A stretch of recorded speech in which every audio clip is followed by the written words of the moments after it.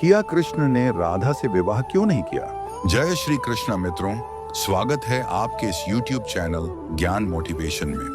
प्रयास आप सभी को पसंद आए तो चैनल को सब्सक्राइब करें और वीडियो को लाइक कर दें और अधिक से अधिक शेयर करें। इसकी वजह ये थी कि गुरु गर्गाचार्य ने उन्हें बता दिया कि वे नंद और यशोदा के पुत्र नहीं हैं और उनके जीवन का मकसद कुछ और है। उन्होंने कहा कि नारद मुनि भी बिल्कुल कृष्ण जैसे गुणों वाले महामानव के आने की तारीख, स्थान और समय की भविष्यवाणी कर चुके हैं। राधा से विवाह के लिए एक तरफ कृष्ण का आग्रह था तो दूसरी तरफ यशोदा और नंद की वंश मर्यादा। इस पर गुरु गर्गाचार्य ने कृष्ण को उनके जन्म के बारे में सब कुछ बताना शुरू किया। ये सुनते ही कृष्ण के भीतर जबरदस्त बदलाव आए और वे गोवर्धन पर्वत की ओर बढ़ चले। इसके बाद गर्गाचार्य ने कृष्ण को नारद द्वारा उनके बारे में की गई भविष्यवाणी के बारे में बताया। पहली बार उन्होंने कृष्ण के साथ यह राज साझा किया कि वह नंद और यशोदा के पुत्र नहीं हैं। कृष्ण को पता था कि अब उन्हें वहां से विदा लेना है। जाने से पहले उन्होंने एक रास का आयोजन किया। कृष्ण बचपन से नंद और यशोदा के साथ रह रहे थे। अचानक उन्हें बताया गया कि वह उनके पुत्र नहीं है। यह सुनते ही वह वहीं उठ खड़ीरी डाढ़े हुए और अपने अंदर एक बहुत बद्धे रूपांतरण से होकर गुजरे।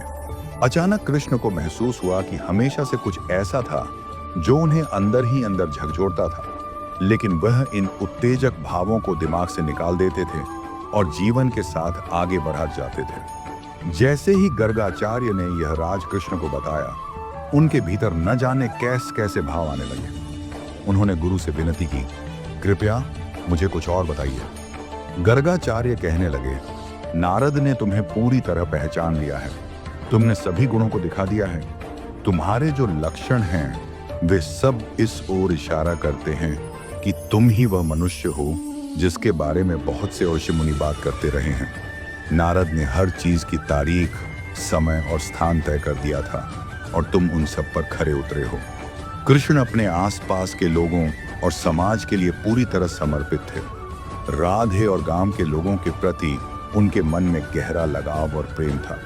लेकिन जैसे ही उनके सामने यह राज आया कि उनका वहां से संबंध नहीं है, वह किसी और के पुत्र हैं, उनका जन्म कुछ और करने के लिए हुआ है, तो उनके भीतर सब कुछ बदल गया। ये सब बातें उनके भीतर इतने जबरदस्त तरीके से समाई कि वह चुपचाप उठे और धीमे कदमों से गोवर्धन पर्वत की ओर चल पड़े।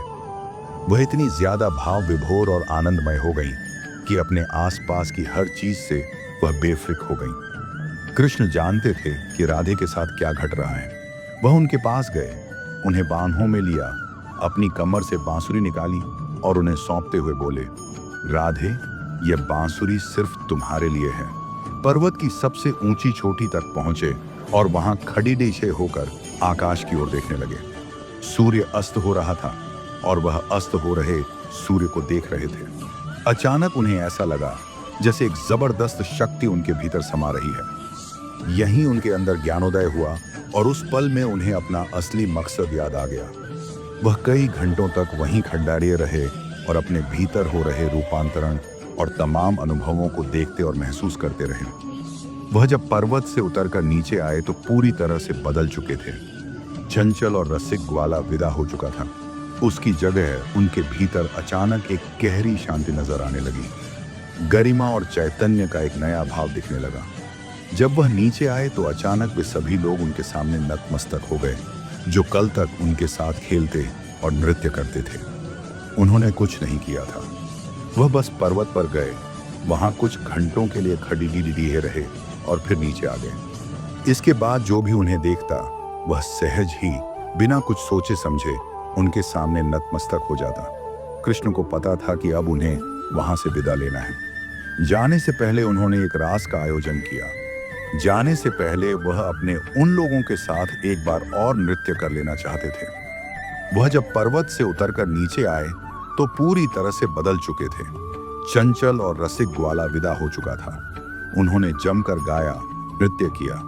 हर किसी को पता था कि वो जा रहे हैं, लेकिन राधे थीं कि भीतर ही भीतर परम आनंद के एक जबरदस्त उन्माद से सराबोर थी और भावनाओं की सामान्य हदों से कहीं आगे निकल गई थी। वह इतनी ज्यादा भाव विभोर और आनंदमय हो गईं कि अपने आसपास की हर चीज से वह बेफिक्र हो गईं। कृष्ण जानते थे कि राधे के साथ क्या घट रहा है। वह उनके पास गए, उन्हें बाहों में लिया, अपनी कमर से बांसुरी निकाली और उन्हें सौंपते हुए बोले, राधे, ये बांसुरी सिर्फ तुम्हारे लिए है। अब मैं बांसुरी को कभी हाथ नहीं लगाऊंगा। इतना कहकर वह चले गए। इसके बाद उन्होंने कभी बांसुरी नहीं बजाई। उस दिन के बाद से राधे ने कृष्ण की तरह बांसुरी बजानी शुरू कर दी। जब भी प्रेम की बात होती है, भगवान श्री कृष्ण का नाम सबसे पहले आता है। श्री कृष्ण को प्रेम और स्नेह का प्रतीक माना जाता है। पुराणों के अनुसार श्री कृष्ण की 16,108 रानियां थीं। श्री कृष्ण की मुख्य रानियों में रुक्मणी, सत्यभामा का नाम शामिल है। इसके अलावा बाल्यावस्था में श्री कृष्ण के गोकुल में गोपियों संग रासलीला की कहानियां आज भी मशहूर हैं। हालांकि सभी को प्रेम और स्नेह का पाठ पढ़ाने वाले श्री कृष्ण का नाम सिर्फ राधा के साथ ही लिया जाता है। हर कोई प्रभु कृष्ण के नाम का जाप करते समय राधे श्याम का उच्चारण करता है। भले ही उनकी 1,60,108 रानियां थीं, लेकिन जब प्रेम की मिसाल दी जाती है तो श्री कृष्ण और राधा का प्रेम सबसे ऊपर होता है। श्री कृष्ण और राधा की प्रेम कहानियां पीढ़ी दर पीढ़ी सुनने को मिलती हैं, लेकिन जब भी राधा रानी और श्री कृष्ण के प्रेम का जिक्र होता है तो यह सवाल जरूर मन में उठता है कि जब दोनों के बीच इतना प्रेम था तो कृष्ण ने राधा से विवाह क्यों नहीं किया? 16,108 रानियों में एक राधा क्यों नहीं थी? इस साल 19 अगस्त को कृष्ण जन्माष्टमी का पर्व मनाया जा रहा है।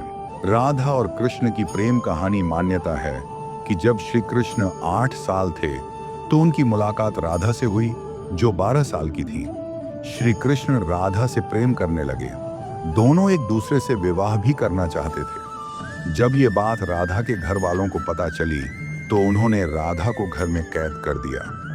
वह लोग राधा और कृष्ण की विवाह के इसलिए भी खिलाफ थे क्योंकि राधा की मंगनी हो चुकी थी। कहा जाता है कि श्री कृष्ण ने राधा रानी से शादी करने की हट कर दी थी। इस पर यशोदा माता और नंद बाबा उन्हें आर्षि गर्ग के पास ले गए। आर्षि गर्ग ने भी कान्हा को बहुत समझाया। इसके बाद कान्हा का मथुरा बुलावा आ गया। वह हमेशा के लिए वृंदावन छोड़कर मथुरा चले गए।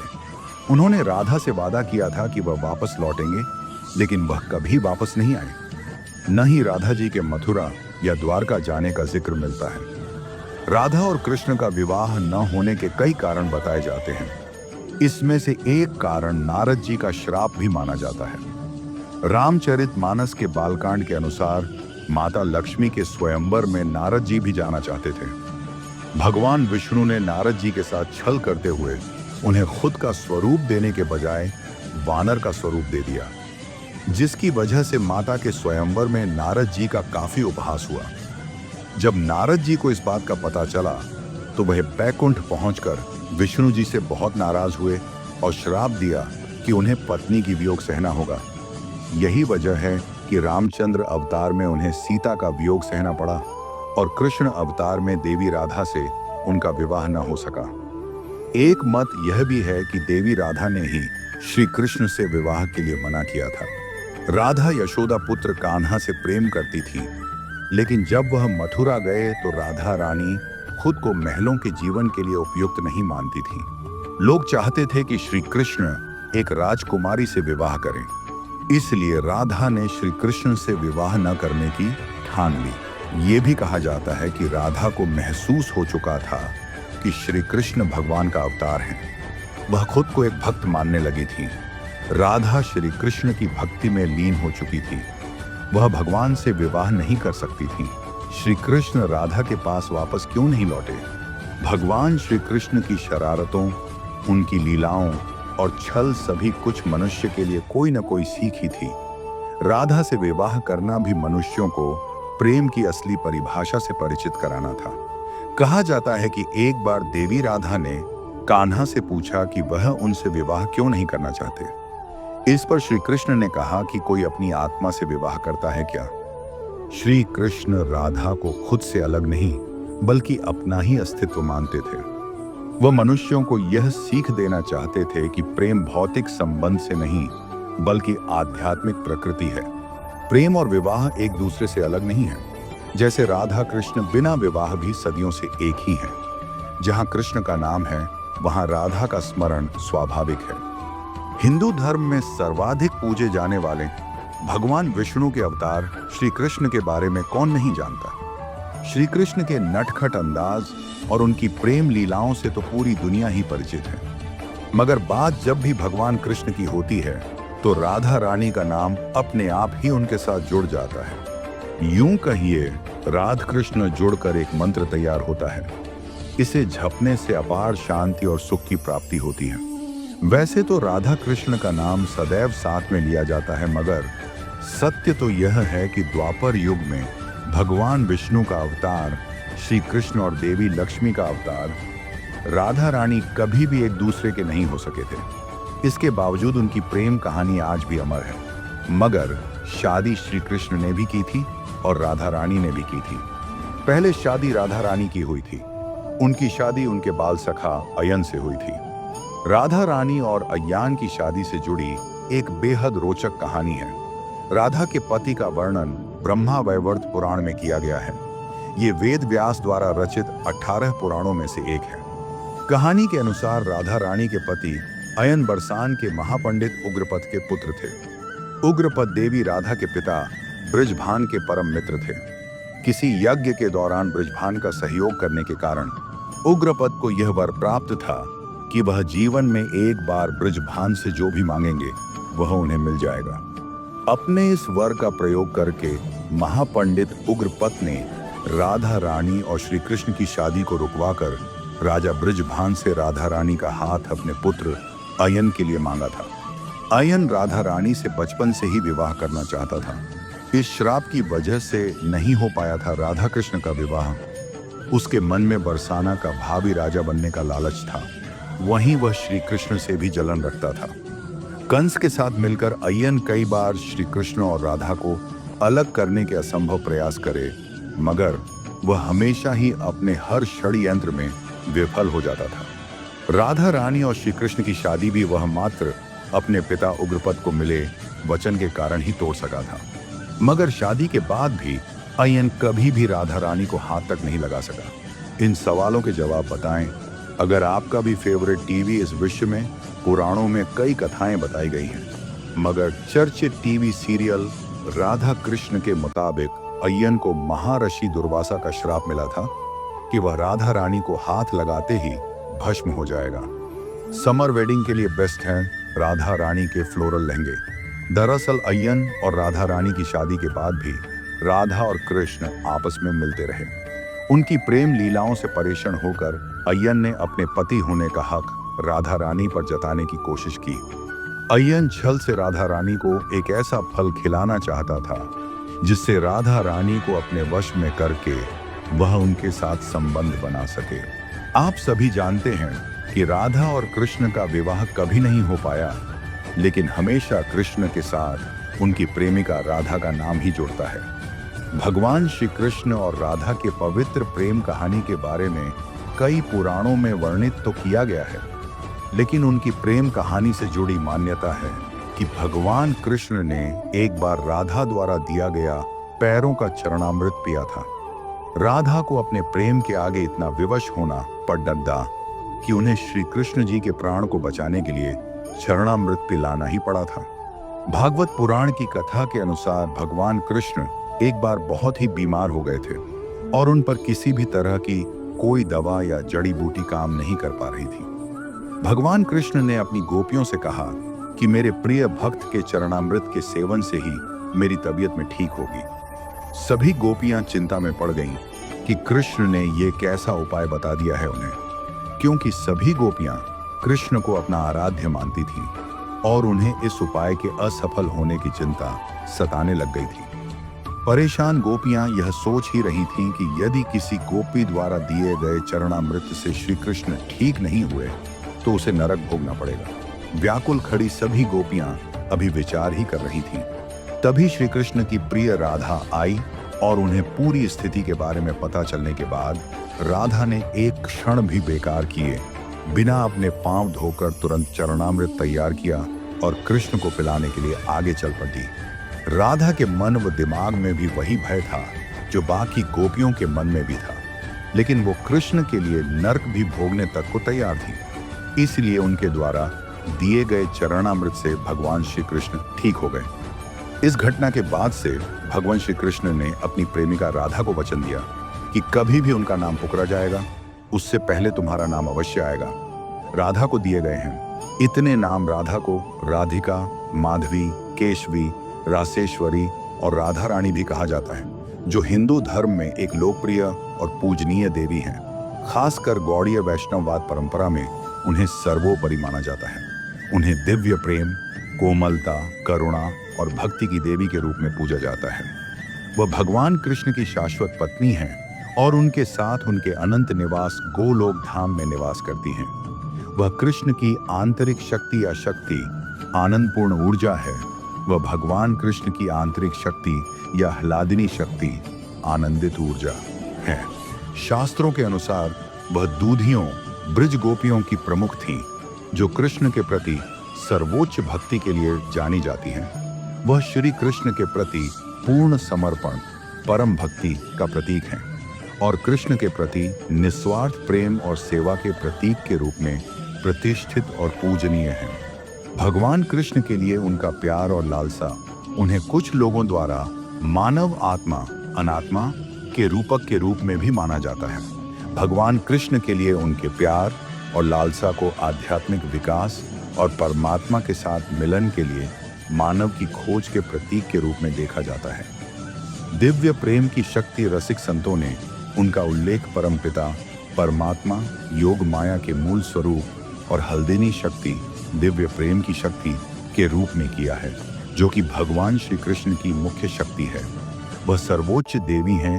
उन्हें वृंदावनेश्वरी, श्री वृंदावन धाम की रानी भी कहा जाता है, जो दूधियाओं, ग्वालों की रानी और वृंदावन बरसाना की रानी के रूप में प्रकट हुई। वह वैष्णववाद में सर्वोच्च देवी है। बरसाना में लठमार होली का प्रचलन है। राधा उस गोपी का नाम है जो कृष्ण की सबसे प्रिय है। राधा और कृष्ण दोनों जयदेव गोस्वामी द्वारा गीता गोविंदा के मुख्य पात्र हैं। राधा का जन्म स्थान वास्तव में रावल है, जो गोकुल के पास है, लेकिन बाद में उसे बरसाना कहा जाने लगा, जहां वह अपनी शादी के बाद रहती थी। बरसाना में लठमार होली का अभ्यास कृष्ण द्वारा बरसाना जाने और फिर बरसाना की महिलाओं की पिटाई से बचने के लिए किया जाता है। कृष्ण के साथ उनके रास लीला नृत्य ने कई लोगों को प्रेरित किया। उन्होंने कई साहित्यिक कृतियों को प्रेरित किया है और कृष्ण के साथ उनकी रास लीला नृत्य ने कई प्रकार की प्रदर्शन कलाओं को प्रेरित किया है। चैतन्य चरितामृत आदि लीला 4.56 में कृष्णदास कविराज गोस्वामी कहते हैं, राधा कृष्ण एक आत्मा दुई दुई देहाद्री अन्याओं ने विलासे रसस्व वादन कोरी। इसका मतलब यह है कि राधा और कृष्ण दोनों एक आत्मा हैं, जो दो अलग अलग शरीरों का रूप लेते हैं ताकि वे प्यार रस के विभिन्न भाव को संजो सकें। राधा और कृष्ण दोनों एक नहीं हैं। देवी राधा को कुछ लोगों द्वारा स्वयं भगवान कृष्ण के स्त्री रूप के रूप में भी माना जाता है। हर साल राधा रानी के जन्मदिन को राधाष्टमी के रूप में मनाया जाता है। हरिवंश और स्वामी हरिदास की पुस्तकें राधा को मुख्य देवता मानती हैं। यहाँ राधा लक्ष्मी का अवतार नहीं है, बल्कि स्वयं श्री कृष्ण का रूप है। देवी भागवत और ब्रह्म वैवर्त पुराण में राधा को गोपियों के स्रोत और अनंत आत्माओं की मां के रूप में बताया गया है। श्री राधा कृष्ण की आंतरिक शक्ति है। नारद पंचरात्र में कहा गया है कि राधा गोकुलेश्वरी हैं, जो सहज प्रेम की पूर्ण अवतार हैं और महाभाव की प्राप्ति है। भगवान श्री कृष्ण जो सभी अस्तित्वों के सर्वोच्च ईश्वर हैं और श्री राधा कृष्ण की आंतरिक शक्ति है, और वह अपनी भक्ति और सेवा की संपूर्ण संपदा के साथ अपने सबसे प्रिय श्री कृष्ण की पूजा करती हैं। देवी दुर्गा राधा जी के बारे में कहती हैं सम्मोहन तंत्र में। देवी दुर्गा कहती हैं, दुर्गा नाम जिसके नाम से मुझे जाना जाता है वह उनका नाम है। जिन गुणों के लिए मैं प्रसिद्ध हूँ वे उनके गुण हैं। जिस महिमा के साथ मैं विराजमान हूँ वह उनकी महिमा है। वह महालक्ष्मी है। श्री राधा श्री कृष्ण की सबसे प्यारी प्रेमिका हैं और उनके पति की शिखा आभूषण है